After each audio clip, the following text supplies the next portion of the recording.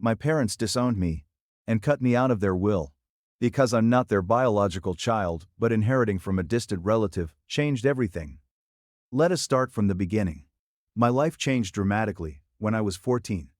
Around this time, my mother decided to relax again, this time with a man whose previous marriage had produced a son. Jake, already 3 years older than me, was 17. Let's also admit that we didn't get along right away. The ink on their marriage certificate had hardly dried when tension began to rise. At first it was the tiny issues that arise when strangers are suddenly made family. Jake would leave dirty dishes in the sink, assuming they would clean themselves. Of course, I was the one who got lectured by my mother or new stepfather about the kitchen mess.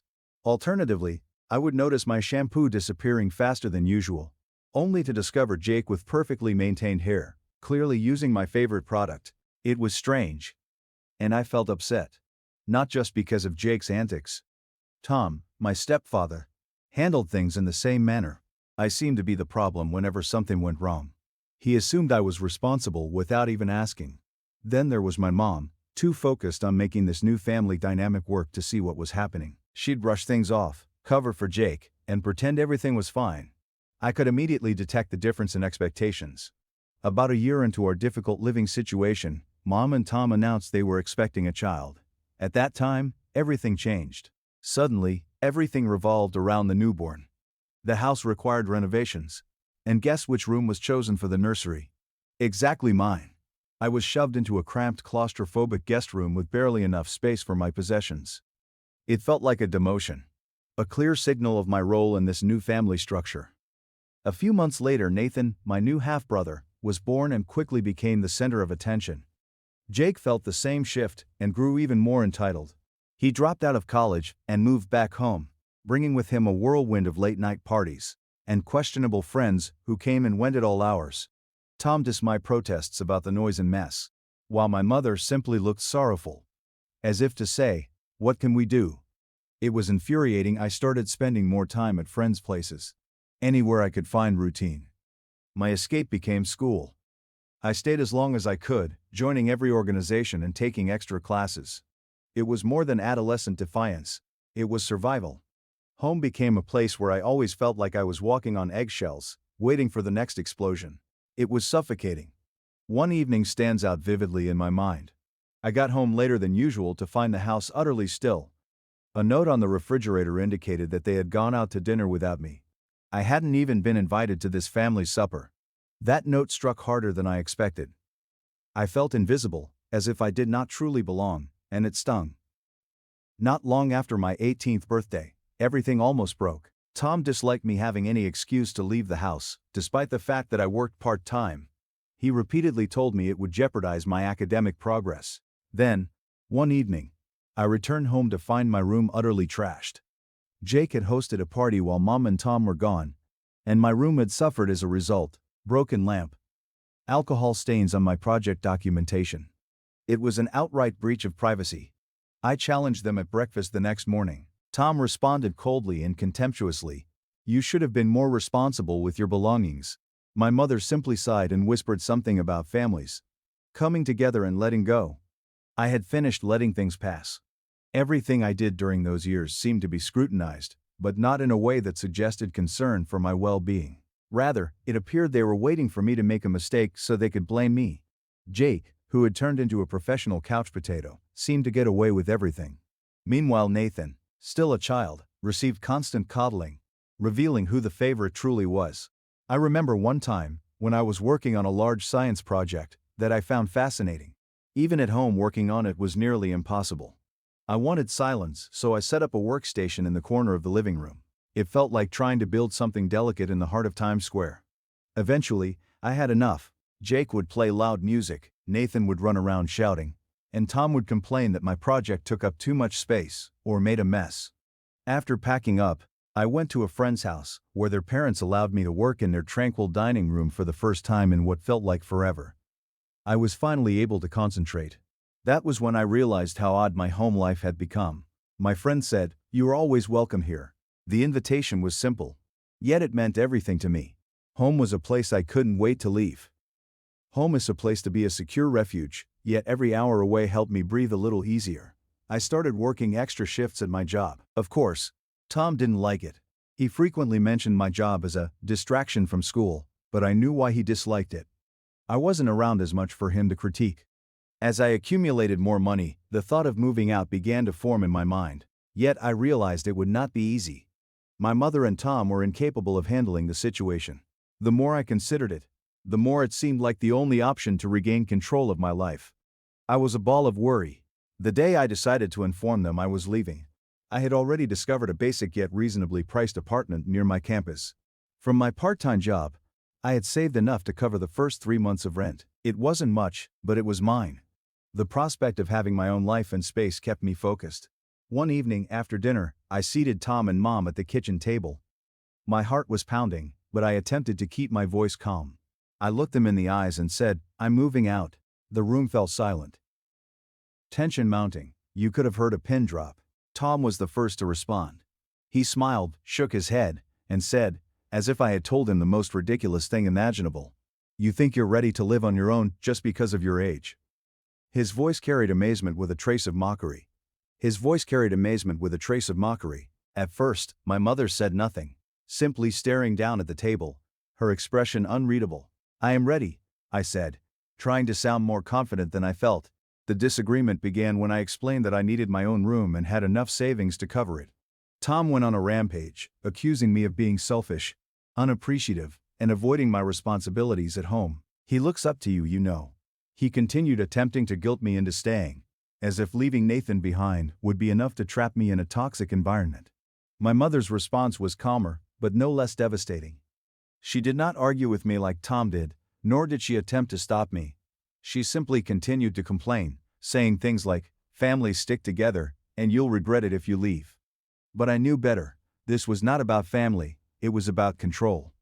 I stayed put not merely because I wanted my own space, but because I needed it for my emotional and psychological well-being.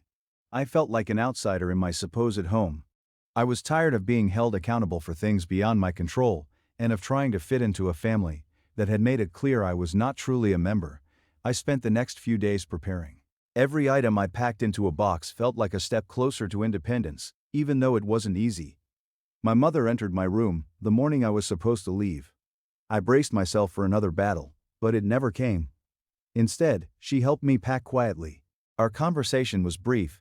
She asked if I needed extra boxes or offered to donate old utensils. We both skirted the real issues, making small talk to avoid admitting that this was the end of something. Later that day, when I locked the door to my new flat, I experienced an unusual mix of relief, grief, excitement, and worry. I was now living entirely on my own. It felt both liberating and terrible. The first few nights were the hardest. The flat seemed overwhelmingly empty and quiet. I even found myself missing the disagreeable sounds of home. Jake's loud music, Nathan running around, Tom's incessant nagging. However, as days turned into weeks, I grew to cherish the silence. For the first time in years, I could breathe. I no longer had to tiptoe around the house, worrying about Tom's mood swings, or whether Jake had thrown another party. I could come and go as I pleased, eat when I wanted, and sleep uninterrupted. I was finally discovering who I was beyond the chaos of my family. A new kind of freedom. Life rapidly found its rhythm. I balanced work, education, and maintaining my modest apartment. It wasn't flashy, but it was mine. My connection with my mother and Tom improved slightly after I moved out. I kept my distance, but saw them occasionally, which made things easier. Then, unexpectedly, I received a call from my mother. Her voice was muted and lighter than usual. "Tom has been thinking about his will," she said simply, as if discussing the weather. I reacted hesitantly, unsure where this was going. After a pause, she added, "He has decided to include Jake and Nathan, but not you, because they are his biological children. He believes it is more rational." There it was. It stung. Although I hadn't expected much from Tom, hearing it stated so bluntly hurt far more than I anticipated. It wasn't about the money, it was about the message. The reminder that despite all these years, I was still not regarded as a true member of the family. I forced myself to answer. Neutrally. I understood. Mom, perhaps sensing my hurt, hastily tried to ease the impact. "You understand this is just legal things. It doesn't affect our feelings for you, right?" Even though I didn't believe her, I allowed the conversation to drift to other topics. But the damage had already been done. That night, I lay in bed staring at the ceiling, the familiar sense of not belonging gnawing at me. Part of me wanted to confront Tom, demand an explanation, or simply tell him how deeply it hurt, yet another part of me questioned the point. For years, that family had never felt like mine. So why should it matter now? I ultimately decided to back off. I reduced my visits, stayed busy with school and work, and spent more time cultivating relationships with people who actually appreciated me. Friends, instructors, and coworkers who loved me for who I was, not for what I could contribute or because we had once shared a home. These were the individuals that mattered. The anguish from Tom's will and the years of feeling like an outsider began to recede. It wasn't an overnight transformation, but the resentment subsided. Though it would occasionally flare up, especially at family events, when I saw Jake and Nathan relishing the spotlight. I began to realize that some things were beyond my control. I started establishing my own family and sense of belonging. A few months later, Tom recovered from his health scare, and their lives returned to normal. Then came the real test. I was invited to a family dinner to celebrate Tom's recovery. I went out of a sense of responsibility, rather than choice. The evening was just as awkward as I expected. Tom talked about his recuperation. Everyone gushed about Nathan's latest academic accomplishments. And Jake boasted about a new job he had suddenly landed. I sat relatively silent, painfully aware that I was the odd one out. However, this time it stung less. I had come to terms with my status in the family. I was the outsider, yet there were people in my life who cared for me for myself. Not because of family obligation or shared DNA. I made an excuse about an early start and left after dinner. As I drove home, I felt a weight lift from my shoulders. I'm good, I told myself. Really good. I had dealt with the emotional impact, faced the truth of my situation, and emerged stronger and more confident than ever. For the first time in years, I felt at peace. But life had another surprise in store. Just when I thought I had achieved some calm and routine, everything shifted again. One afternoon, I received a call from a lawyer I had never heard of. His tone was courteous and professional, but there was an almost apologetic quality to his voice. "Am I speaking with Jessica Evans?" he inquired. "Yes, that's me," I replied, bewildered. "I'm calling about Margaret Evans, your great-aunt's estate," he explained slowly and carefully. "She passed away recently, and named you as the sole beneficiary." For a moment, I fell silent. I could barely recall Aunt Margaret. She was one of those distant relatives you heard about but never really knew. She had no children, and I vaguely remembered my father mentioning her once or twice as someone who had helped raise him. I hadn't seen her in years, possibly since I was a tiny child, and now I was being informed that she had left everything to me. "I'm sorry for your loss," the lawyer said, breaking the stillness. She was a remarkable woman. Still processing his words, I blurted out, "Thank you." Half expecting it to be something simple, perhaps an old house, or a few family heirlooms, I asked, "Exactly what did she leave behind?" "Your great-aunt was quite well off," he said. "Over the years she made some excellent investments. The estate contains various properties, a significant stock portfolio, and a trust fund worth approximately $3 million. My heart stopped for a moment. I sat there gripping my phone, thinking, why me? We weren't close when I was younger. I had paid her a few visits, but our relationship was never genuinely strong. My mind struggled to fully grasp it. The attorney then added, "She left a letter for you. I will forward it along with the other documents," noting that she went into greater detail about her decision. After we hung up, I sat staring at my phone, trying to make sense of everything. Why had Aunt Margaret chosen me to inherit everything? I scarcely knew her. Was this some kind of mistake? The next few days were spent meeting with the attorney, signing paperwork, and discovering exactly what I had inherited. There were houses, stocks, and personal belongings, in addition to the money. Aunt Margaret's letter, however, impacted me deeply. In it she stated that she had always appreciated my independence, and saw in me a reflection of herself at my age. She described me as determined, self-sufficient, and capable of creating a life on my own. Qualities she felt she lacked when she was younger. She wanted to offer me the opportunity to use her wealth for something meaningful. It was overwhelming. Here was a relative I barely knew who had seen something in me that my own family hadn't noticed. She appreciated me and had chosen me. My initial move was to purchase a small home. Though it wasn't lavish, it was mine, and represented a new chapter in my life. Thinking about long-term financial security, I also bought a rental property and invested the remaining funds. I consulted a financial expert to ensure my decisions were sound. It seemed strange, but in the course of a week, my life had completely changed. I no longer had to scrape by or worry about making ends meet. For the first time, I felt truly secure and free. However, freedom brought its own set of challenges. At first, I didn't tell anyone about the bequest. Not even relatives. Given our tumultuous past, I knew the news would not be well received. I owed them nothing, but secrets have a way of getting out. And mine was no exception. It started with a cousin I hadn't seen in years, who learned of the inheritance through legal means. My mother found out before I did, and soon the rest of the family followed. The phone calls began almost immediately. First, my mother called, her tone unusually cheerful and inquisitive. She complimented me, and then casually mentioned how difficult things had been financially for her and Tom. I sensed here the conversation was heading, and sure enough the floodgates opened. Tom called first, then Jake, followed by distant cousins I hadn't heard from in years. Each hinted, in their own way, that they needed a piece of my inheritance. Times are tough, they would say. My mother even commented, "You know how bad Tom's health has been," as if that justified their newfound interest in me. They seemed to have forgotten me entirely, except as a possible ATM. I was overwhelmed by requests for money, loans, and gifts. It felt like vultures circling, waiting for the right moment to swoop down. For a brief period, I considered giving in, questioning whether holding onto the bequest was selfish.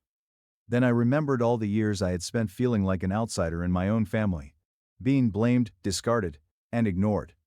I had worked hard to earn whatever I had before this windfall. I had achieved it through my own efforts in college, without their help. Now that I had stability, they wanted to take it away. When I had struggled, none of them had volunteered to help. When my mother eventually asked why I hadn't told her about the bequest sooner, I found the strength to resist guilt and manipulation. I softly but firmly explained that our separation was both emotional and physical. I had been kept at a distance, ignored, and alienated for years, as if I belonged nowhere in the family. This inheritance allowed me to live on my own without relying on anyone else. It is my life, I assured her, and I must live it in my own way. I apologize if this offends you, but right now I need to act in my best interests.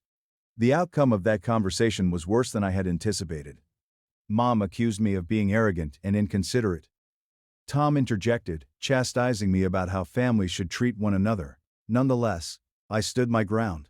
Over time, the calls grew less frequent, and the demands for money ceased when they realized I would not give in.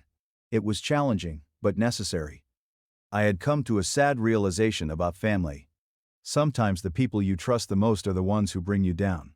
Knowing I had protected myself brought me a sense of calm. I finally decided not to let them dictate my life.